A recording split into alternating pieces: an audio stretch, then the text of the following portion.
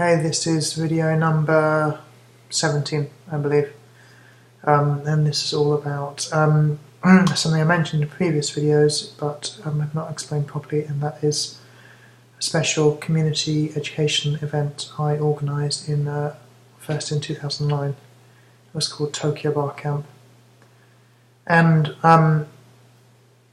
this was this was the big turning point in my life, I think, this event. It came out of a frustration with the poor quality of community events in Tokyo, and particularly came out of frustration of the poor quality of speakers at these events. I went to a particularly depressing talk at the Tokyo PC users group where the person didn't really understand what they were talking about, but the audience didn't have the knowledge to understand that the speaker was incorrect about most things they said. And I thought, this is ridiculous for one of the biggest cities in the world. Why can we not have great talks in English about important subjects, in this case technology subjects? But so I went home on the train after that event. It was an hour and a bit journey home, and I almost decided to leave Japan, but instead I thought, I'm going to do something about this, and I started planning an event.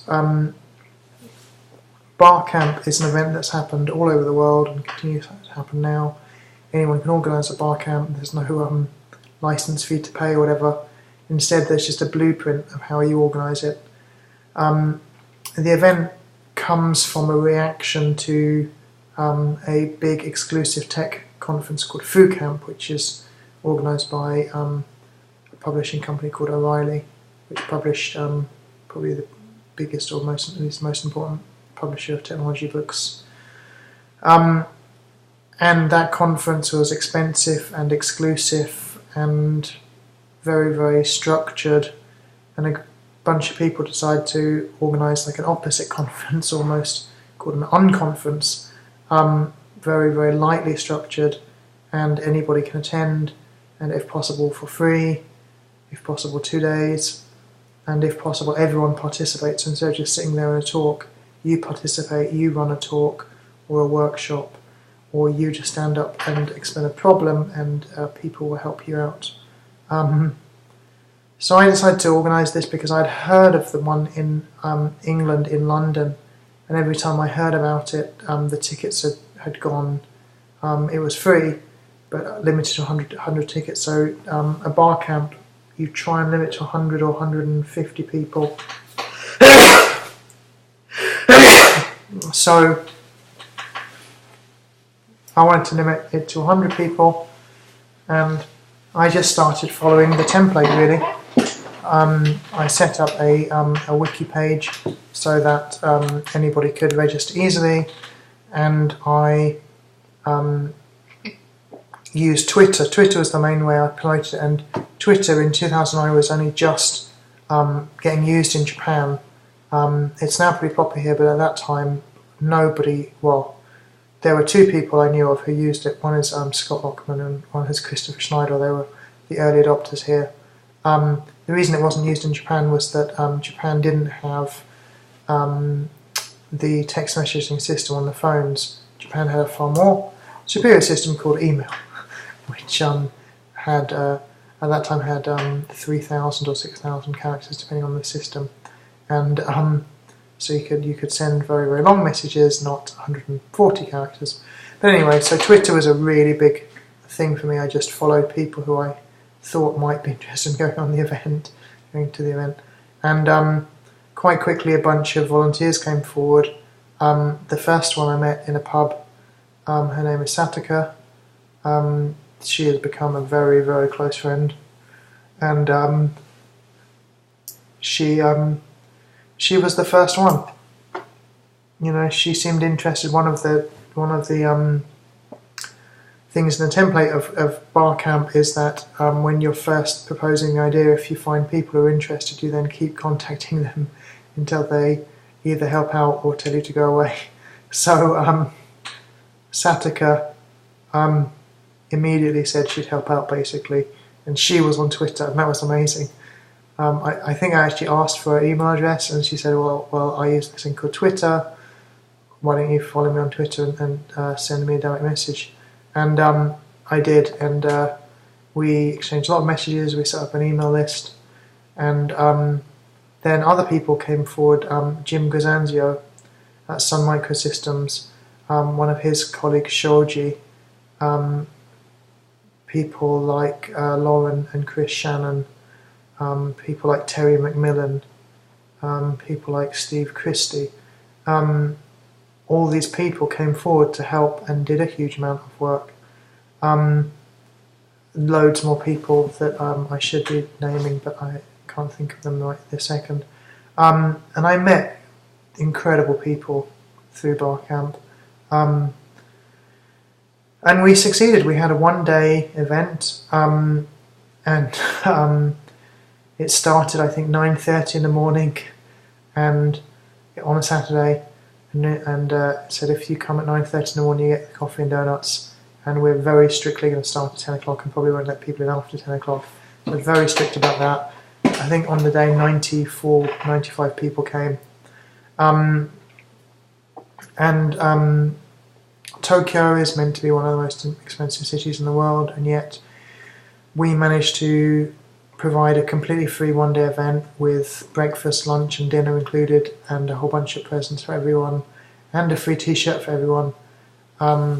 One of the template ideas is that you think of each cost of the event and then try and get a sponsor to pay for that directly. So instead of asking a sponsor, please give me some money for the event, you say to the sponsor, could you pay for 100 t-shirts to be printed? And that's a very safe thing, because it means that the sponsor can then pay the t-shirt company directly without any money going through your hands, which is very, very good from a legal point of view and a safety point of view. Really, nothing bad's going to happen because you just join up the sponsor to the t-shirt company, for example, or the catering company if it's a meal or whatever it is. And also, sponsors are far more likely to give you a positive answer if you say, "Can you pay for breakfast? Can you pay for coffee and donuts for 100 people?" It sounds much better than, "Can you give me a pile of money?" So that's what we did, and the event was incredible. It changed a lot of people's lives, not just mine. I think I'd say probably half the people there had some life-changing experience in this one day. They turned up, most of them not really knowing what to expect. Only 2 or 3 people in the room had been to a BarCamp before. I showed them the empty schedule. The empty schedule was like a whiteboard with a grid drawn on it with time slots and a pile of post-it notes and some pens, and you wrote your idea on a post-it note and stuck it in the time slot. And we had, I don't know, 50, 60 talks or something during the day, and it was just incredible. And a lot of Japanese people came. I think close to half the attendants, maybe 40% of the attendees were female, which I think is always a good sign of health of an event. It should be 50%, really. But bearing in mind that no kind of effort was made to attract female attendees, it shows that the event was quite welcoming, I think. So that was really good. We had a few Japanese people, not many, but a few, and although almost all the talks were in English, there were plenty of Japanese talks and events going on as well. So that was really wonderful. And yeah, I met 100 or almost 100 incredible people through BarCamp. Only kind of 2 people, or possibly 2 or 3 people came who I already knew well. And of course, before BarCamp, I got to know the volunteers very well in the couple of weeks before. And then we did, then this inspired Christine who was then at Yokohama International School to do a BarCamp later that year, and with people like Brian Lockwood was also at Econ International School at the time. And then we did the kind of same team did one in 2010. Pretty much the same team, but with some new volunteers as well. Like I remember Johan Rooms helped out a lot with that one. And it was just incredible. And it shows that, or it showed me that it's a very, very powerful model to learn and share with. The thing that really inspired me for that actually was actually a moment that happened at the HOPE conference in 2004 in New York, in Hotel Pennsylvania. HOPE stands for Hackers on Planet Earth, and it's a very big computer hacking conference where hackers get together and share ideas and help people out. And a lot of that is kind of community based. And there was a woman who gave a very good talk about how she was using FM radio transmitters to spread information in so-called developing countries.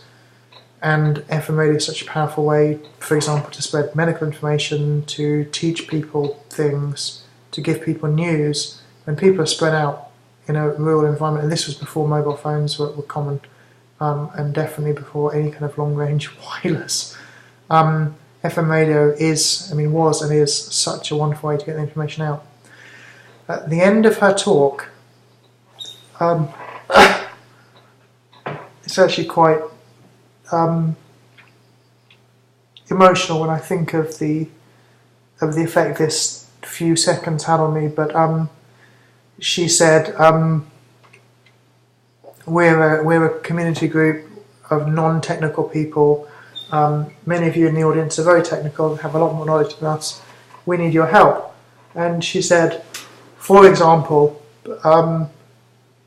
we get these radio transmitters and the antennas and the battery packs or the power supplies, and we take them out to these villages, or a small hospital in a village, and we kind of help them set up with the equipment. And then sometimes someone will set up a radio transmitter and turn it on without plugging in the antenna first, and it basically destroys the transmitter, at least the ones that they were using.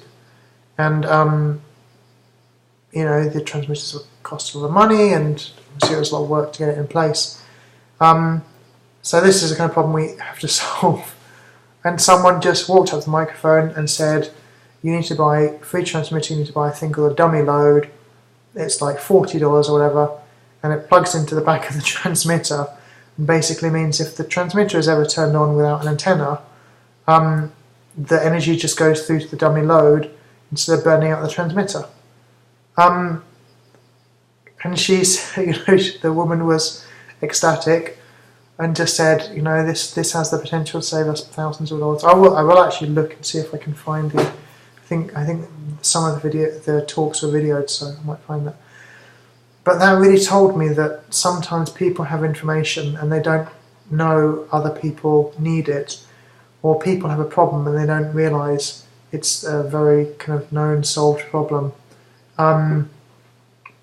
Obviously, as I'm fighting terminal cancer at the moment, I'm spending a lot of time in hospitals, with doctors, with nurses, and they're good at sharing information within the medical community, although possibly it should be better shared internationally. And even in the medical community, it's very hard to share information from one discipline to another. So oncologists and surgeons, for example, are in different disciplines. Oncologists are cancer doctors who mainly deal with chemotherapy, radiotherapy, that kind of thing. Surgeons do surgery, and a combined approach is going to give much better results and often doesn't happen. But one thing that I've noticed is there are so many things the tech community knows that these people in the medical profession just don't know. Go into any startup in the world and you'll see whiteboards. I've not seen many whiteboards in doctors' offices, for example. So these are the kind of things that we share at events like BarCamp, and I'm going to try and organise one for doctors and nurses. But thank you so much for listening.